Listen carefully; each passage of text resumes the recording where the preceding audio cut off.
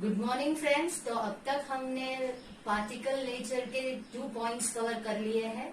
Hope आप सभी ने देख लिए होंगे, black body radiation and about the next topic was heating of any solid body, जिसमें हमने स्टार्स वगैरह की बात की। Today that third point was photo electric effect. तो उसके चल के आगे हम ये पूरी थ्योरी देखेंगे। सबसे पहला काम आपको करना है, ये थ्योरी आप पूरी नोट डाउन कर लीजिए अपनी बुक्स में, और जैसे जैसे मैं समझा रही जाऊँ आप बुक के साथ टैली कीजिए और यहाँ पे फोकस कीजिए। Okay fine. So regarding photoelectric effect we are starting. तो दिस फोटो इलेक्ट्रिक इफेक्ट जो पार्टिकल नेचर है उसके बारे में, फोटो इलेक्ट्रिक इफेक्ट का जो पूरा फेनोमेना है वो explain by hertz. Hertz performed the experiment in which electrons were ejected when certain metals like potassium, rubidium, cesium were exposed to the beam of light. So please you can have a look over here, see the setup. यहाँ पे एक vacuum chamber लिया गया है, एक tube है, मतलब उसमें पूरा वैक्यूम है। Now here this is the detector. This dark portion which you can see, it is nothing but it is a metal surface.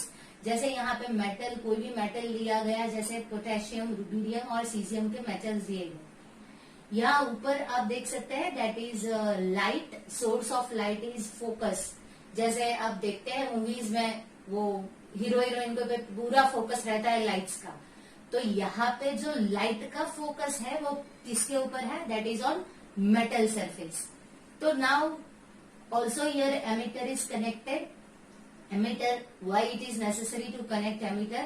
Because if this emitter is showing deflection, मतलब वो हिलता है, deflection होता है, तो मुझे पता चलता है कि कुछ ऐसी चीज आई, कुछ इलेक्ट्रॉन्स या जो भी कुछ पार्टिकल्स है वो आके स्ट्राइक, मतलब यहाँ पे डिटेक्टर है, वो डिटेक्ट करेगा कि कुछ आ रहा है, स्ट्राइक कर रहा है, और उसका जो रिजल्ट है वो कौन हमें दिखाएगा? That is emitter. And it is connected with a battery, that is wires के साथ कनेक्शन। तो ये पूरा setup. So now we are starting the experiment. मतलब what Heinrich Hertz did, Heinrich Hertz had taken a source of light and from this source of light he just passed on to the metal surface. Metal के ऊपर पूरा light का focus लगाया। तो क्या पता चला कि here see the results of the experiments were. तो number 1, when the light was focused on the metal surface, electrons are ejected from the metal surface. जैसे ही लाइट मेटल सरफेस के ऊपर पड़ती है, electrons are ejected from the metal surface as soon as the beam of light strikes the surface of the metal. And here I have written no time lag is found out. What is this no time lag? No time lag मतलब 1 second 2 second कुछ light रुकती नहीं है। जैसे ही light is on coming on the metal surface, as soon as, मतलब जैसे आई वैसे जैसे ही स्ट्राइक हुई, इलेक्ट्रॉन्स का जनरेशन आप देख सकते हैं शुरू हुआ। तो there is no time lag between source of light when it is falling on the metal surface and as soon as electrons are coming out. Now focus on point number 2. What was the other observation? That is the intensity or brightness of the light. That is, see, have a look. The number of electrons ejected. Here, the number of electrons ejected is proportional to the intensity or brightness of the light. Now, ये समझने के लिए आप थोड़ा यहाँ पे ध्यान दीजिए कि here, what he is saying, के number of electrons, if the electrons are generating, these electrons, generation of electron is depending on the brightness of the light. मतलब here अगर कोई भी कलर की लाइट ले ली, उसको जितना ब्राइट किया, ब्राइट मतलब हमारे पास घर में टीवी रहता है, हम उसकी ब्राइटनेस, मोबाइल के अपनी डिस्प्ले की ब्राइटनेस सब चेंज कर सकते हैं। तो जैसे जैसे ब्राइटनेस बढ़ाई गई, इलेक्ट्रॉन्स का इजेक्शन मतलब it was more and more and more, और जैसे जैसे उसकी इंटेंसिटी कम कर दी गई तो वो इलेक्ट्रॉन्स इजेक्ट मतलब नहीं हो रहे थे। तो यहाँ पे हेनरिच हर्ट्ज, ये पॉइंट आपको समझना बहुत ही जरूरी है, बिकॉज ये पॉइंट आगे चल के हमें कौन समझाएंगे? आइंस्टाइन। वंस अगेन के it is depending on the brightness of the light and so the electrons are, if low light is there, brightness is low, then less electrons are ejected, and if brightness is more electrons are ejected. So point 2 तो आपको बहुत अच्छे से पता चल गया. Now I am moving with point number 3. For each metal there is a characteristic minimum frequency V0. देखिए बोल रहे हैं for each metal there is a characteristic minimum frequency V0, also known as threshold frequency, below which photoelectric effect is not found out. मतलब अब देखें, always V should be greater than V0. मतलब V क्या है? V is nothing but यहां से जो light निकल रही है V, that V is the frequency of light and V0 is the frequency of metal surface. That is here हम यहाँ पे हमें V है, लेकिन जनरली फिजिक्स और केमिकल टर्मिनोलॉजी में हम इसको न्यू बोलते हैं. That is new and mu zero.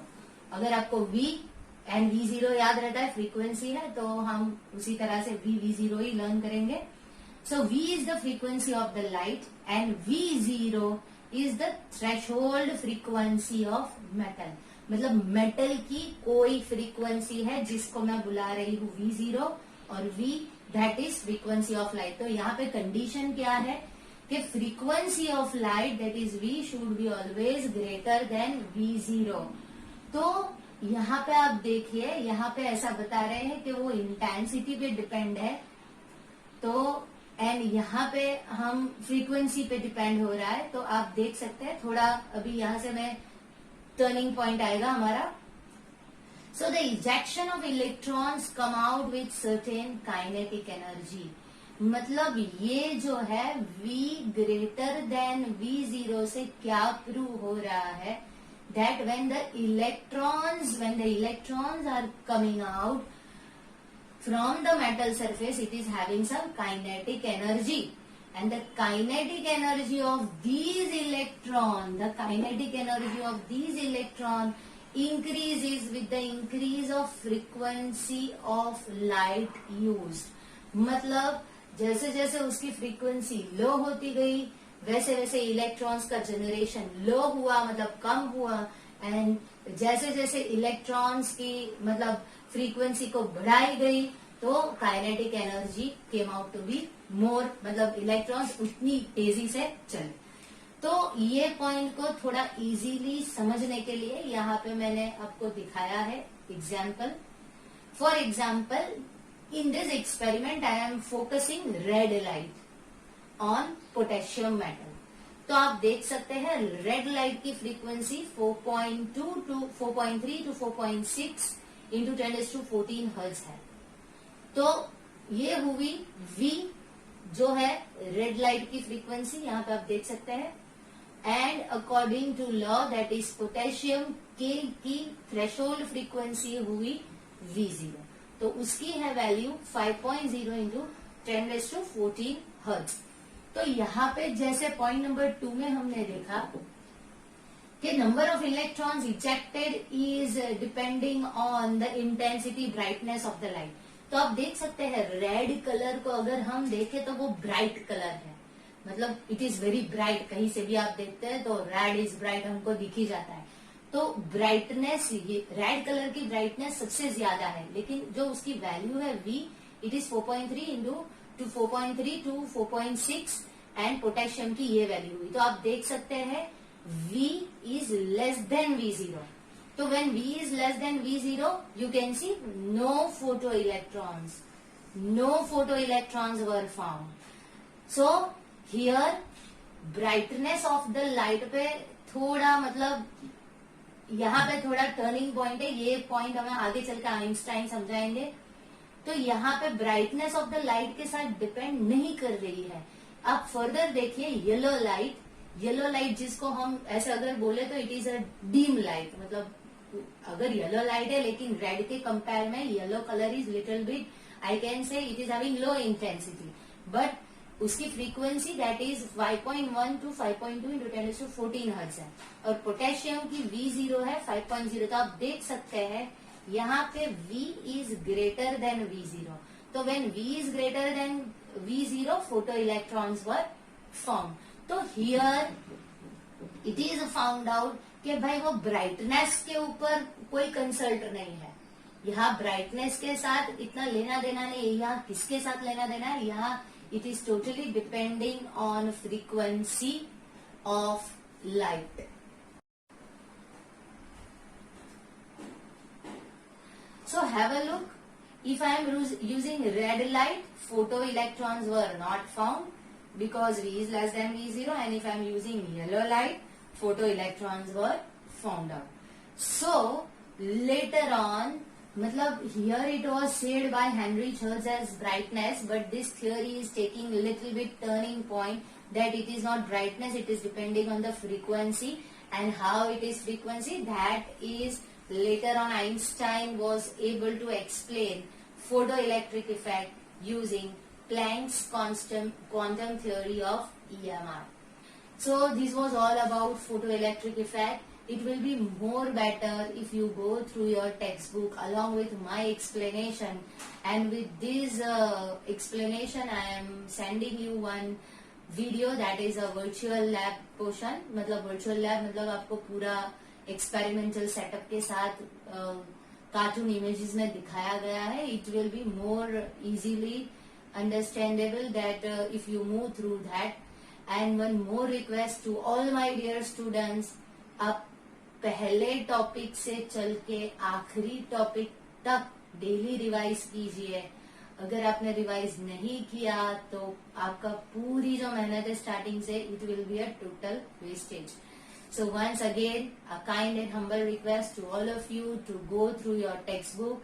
If you are not having your textbook then please आप कोई ओल्ड बच्चे की भी ले सकते हैं, या मार्केट में it is available. Please get your text book soon, so that it will be very easy for you to get through all this theory. So this was all about photoelectric effect, and now I will be moving with Einstein. मतलब photoelectric effect ये थी Henry church की, जो है right. इसमें एक point को थोड़ा ट्विस्ट करके अभी आइंस्टाइन हमें समझाएंगे कि किस तरह V and V0 are depending on this whole theory. Thank you.